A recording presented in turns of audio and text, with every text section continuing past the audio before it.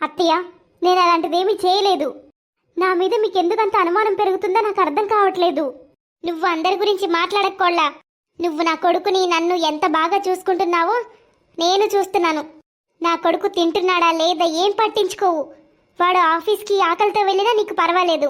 నువ్వు రోజంతా తింటూనే ఉంటావు కదా. అత్తయ్య, మీరిలా మాట్లాడతారని నేను ఎప్పుడూ ఊహించలేదు. మీ అబ్బాయికి ఆకలి అనిపించకపోతే అందులో నా తప్పేముంది? ఆయన ఏమన్నా చిన్నపిల్లాడా నేను బలవంతంగా ఆయన నోట్లో అన్నం పెట్టి తినిపించడానికి? కోడ్లా, ఎక్కువగా మాట్లాడకు. నా కూతురు ఇక్కడికి వచ్చినప్పటి నుండి నువ్వెప్పుడు తనతో మర్యాదగా లేవు. ఇది నా కూతురిల్లు కాదా? ఇది కేవలం నీ ఒక్కదాని ఇల్లేనా? ఈ ఇల్లు నాదని నేను ఎప్పుడైనా చెప్పాను అత్తయ్య మీతో? ఈ ఇంట్లో నాకెంత హక్కుందో మీ కూతురు కూడా అంతే ఉంది. కానీ మీ కూతురు ఏం చేస్తుంది? తను వాళ్ళ అత్తగారి ఇల్లు వదిలేసి చాలా రోజుల నుంచి ఇక్కడే పుట్టింట్లో ఉంటుంది. చూడ్డానికి బాగుంటుందా? ఇరుగు పొరుగు వాళ్ళు కూడా అడుగుతున్నారు మీ ఆడపడుచు ఎప్పుడు వెళ్తుంది అత్తగారింటికని. నువ్వే వాళ్ళని రెచ్చగొట్టుంటావు, అందుకే వాళ్ళు అలా మాట్లాడుతున్నారు. అత్తయ్య, నేనెవరిని రెచ్చగొట్టలేదు. నేనే తప్పు చేయలేదు. ఇంట్లో వాళ్ళే శత్రువులా ప్రవర్తిస్తున్నారు. నువ్వు శత్రువు కన్నా తక్కువేమీ ప్రవర్తించట్లేదు. నువ్వు శత్రువు కన్నా ఎక్కువగానే ప్రవర్తిస్తున్నావు. ఇప్పుడు వస్తుంది మజా. నేను ఎలాగైతే నా ఇంటిని వదిలిపెట్టొచ్చానో ఇప్పుడు వదినని కూడా ఇంటి నుండి బయటికి పంపించేస్తాను. ఈ ఇల్లు నాకు ఒకప్పుడు స్వర్గంలా ఉండేది. నా ఆడపడుచు వచ్చినప్పటి నుంచి ఇది కురుక్షేత్ర యుద్ధభూమిలా మారింది. ఈ గీత మా అత్తయ్య పక్కన కూర్చొని ఏమి ముచ్చట్లు చెప్తుందో అర్థం కావట్లేదు. లేకపోతే అత్తయ్య అంత ఈజీగా మారదు. ఇప్పుడు నేను బాగా ఆలోచించాలి. నేనేమి అంత అమాయకురాలి కాదు. ఈ గీత రాక మా ఇంట్లో వాతావరణాన్ని పాడు చేసిందని నాకు అనుమానంగా ఉంది. ఈ తల్లి కూతుళ్ళు హాల్లో కూర్చొని ఇంకా ఏం మాట్లాడుకుంటున్నారో. నేను అక్కడికి వెళ్ళడం కూడా వేస్ట్. నా దగ్గర ఫోన్ ఉంది కదా, నా ఫోన్లో రికార్డింగ్ ఆన్ చేసి అక్కడే పెడతాను. వాళ్ళు ఏమేం మాట్లాడుకుంటున్నారో రికార్డ్ చేసుకొని తర్వాత వింటాను. అమ్మా, నువ్వు సరైన పనే చేశావు. నీ కోడలతో కలిసి ఉండాల్సిన అవసరం నీకు లేదు. అలా ఉంటే నీకేం తెలియదు తన గురించి. నీ కోడలు ఎన్ని నాటకాలు చేస్తుందో నీకు తెలుసా? నేను వచ్చినప్పటి నుంచి ఆమెను గమనిస్తూనే ఉన్నాను. ఆమె కొంచెం అతిగా ప్రవర్తిస్తుంది. నేను నీకు ఇంతకుముందు కూడా చెప్పేదాన్ని కదమ్మా, చూడమ్మా వదిన పలానా పనులు చేస్తుంది అది చేస్తుందని. కానీ నువ్వెప్పుడు ఏమీ అనుమానించలేదు. ఇప్పుడు నీకు అర్థమైంది కదా. వదిన నీతో గొడవ పడుతుంది, వాళ్ళ అమ్మ నాన్నలతో కూడా చాడీలు చెప్తుంది. కానీ నేనెప్పుడు వదినని అనుమానించలేదు. తను వాళ్ళ పుట్టింట్లో కబుర్లు చెప్పడం కూడా నేను చూడలేదు. ఓ అమ్మా, నువ్వు చూడలేదేమో, కానీ నేను తరచూ చూస్తూనే ఉంటాను వదిన వాళ్ళ అమ్మా నాన్నలతో మాట్లాడడం. వదిన ఎవరో ఒకరితో అక్రమ సంబంధం పెట్టుకుందని నేను అనుకుంటున్నానమ్మా. ఏం మాట్లాడుతున్నావు గీత? కోడలు మంటూ ఎంతో కాలంగా ఉంది. తనకు అలాంటి అలవాట్లు ఉండడం నేను ఎప్పుడూ చూడలేదు. ఓ అమ్మా, ఇదంతా నీ అమాయకత్వం వల్లనే. నువ్వు కోడల్ని ఒక మూర్ఖురాల్లా చూడాలి. నువ్వేమో ఆమెని కూతుర్లా చూసుకున్నావు. అందుకే ఆమె తప్పులు నిర్లక్ష్యం నీకు కనిపించట్లేదు. అనసూయ, ఎక్కడున్నావు? ఒకసారి బయటికి రా. వస్తున్నానక్క. ఎక్కడికి వెళ్తున్నావమ్మా? చూడు గీత, తనకేదో సమస్య ఉన్నట్టుంది. తను నా కోసం ఎదురు చూస్తుంది. ప్రస్తుతం వాళ్ళ ఇంట్లో కొడుకు కోడలు ఎవరూ లేరు. తను ఒంటరిగా ఉంటుంది పాపం. వాళ్ళ కొడుకు వెళ్ళేటప్పుడు చెప్పి వెళ్ళాడు కొంచెం చూసుకోమని. నేను చూసుకొని వస్తాను. సరే, త్వరగా రా అమ్మా. వస్తున్నానక్క. ఇప్పుడు నేను అమ్మ మనసులోనూ అన్నయ్య మనసులోనూ నిప్పు పెట్టాను. వదిన మీద నేను ఎంత అపనింద వేశానో. నిజానికి వదిన బావగారి తమ్ముడు కలవడానికి వచ్చేది నన్ను. మేము చాలా రహస్యంగా మాట్లాడుకుంటాం. వదిన గురించి ఆలోచిస్తుంటేనే నాకు చాలా నవ్వొస్తుంది. అన్నయ్య వదిన మధ్యలో చిచ్చు పెట్టాను. దాని గురించి ఆలోచిస్తుంటేనే నాకు చాలా సరదాగా ఉంది. ఈ మధ్య అన్నయ్య వదిన గురించి ఎప్పుడు ఉత్సాహంగా ఉంటున్నాడు. నేను దాన్ని ఆస్వాదిస్తున్నాను. ఈ వదిన రెక్కలన్నీ కత్తిరించేశాను. ఇప్పుడు ఎంత దూరం ఎగరగలదో చూస్తాను. అయినా చాలా కాలమైంది అమ్మ వదిన గొడవ పడ్డం చూసి. ఈరోజు నేను హాయిగా కూర్చుని నా కాఫీ ఆస్వాదిస్తూ వాళ్ళ గొడవని చూస్తాను. ఇతను కూడా ఇప్పుడే ఫోన్ చేశాడు. ఏమైందో అడుగుతాను. హలో. అరే యార్, ఎక్కడున్నావు? నేను నీకోసం ఇక్కడే ఎదురు చూస్తున్నాను. అరే యార్, నేను ఈరోజు రానని నీకు చెప్పాను కదా.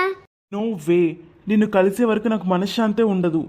నేను ఆఫీస్లో వర్క్ కంప్లీట్ చేసుకుని బయలుదేరాను. నీకోసం ఎదురు చూస్తున్నాను, కానీ నువ్వేమో అస్సలు రాలేదు. ప్లీజ్ యార్, రా. ఈరోజు మన ఇద్దరం పార్టీ చేసుకుందాం. సరే, నేను ఎంత చెప్పినా నువ్వు ఒప్పుకోవని నాకు తెలుసు. నేను ఇప్పుడే వస్తున్నాను. అయ్యో, ఈ గీత ఎంత దిగజారిపోయిందో. నేనెప్పుడూ ఊహించలేదు.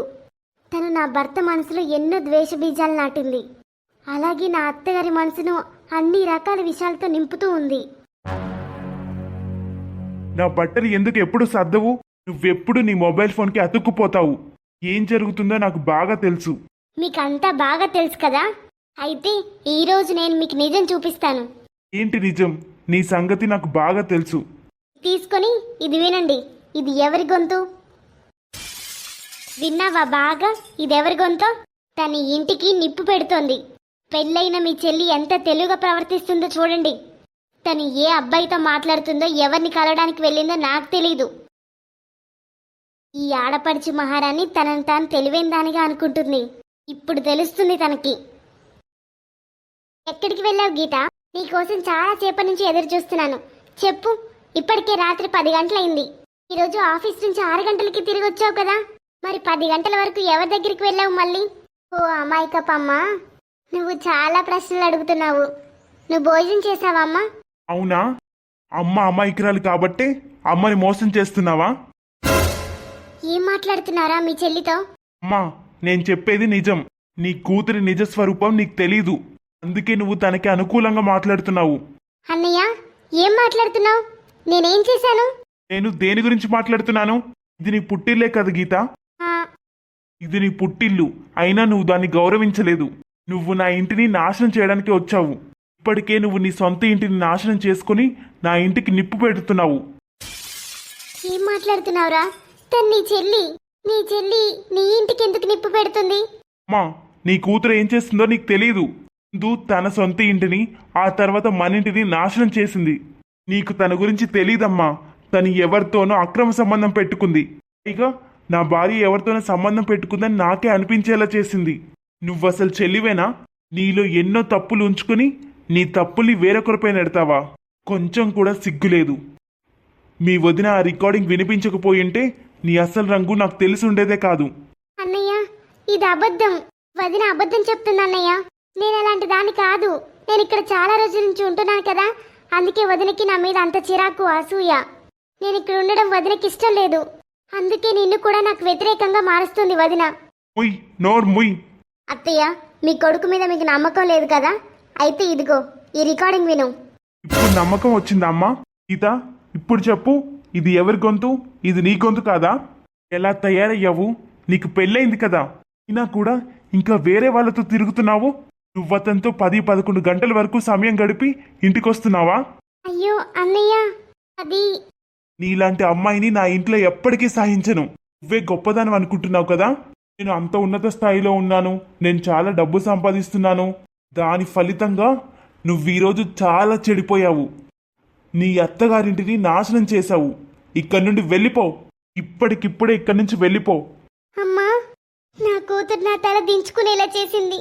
నేనేమనుకున్నాను, చివరకు తనేమైంది? దీనికోసమైనా తను చదువుకుంది.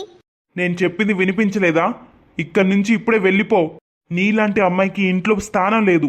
అన్నయ్య, అలా అనొద్దు. నువ్వు నన్ను ఇంటి నుండి వెళ్ళగొడితే నేను ఎక్కడికి వెళ్తాను? ఎందుకు? నీకు అక్కడ ఇల్లు లేదా? ఈ టైంలో ఎక్కడి నుండి వస్తున్నావు? అక్కడికే వెళ్ళు. అతని దగ్గరికే వెళ్ళు. అతనే నిన్ను చూసుకుంటాడు. అన్నయ్య, ప్లీజ్ అలా అనొద్దు. నేను నీ చెల్లిని.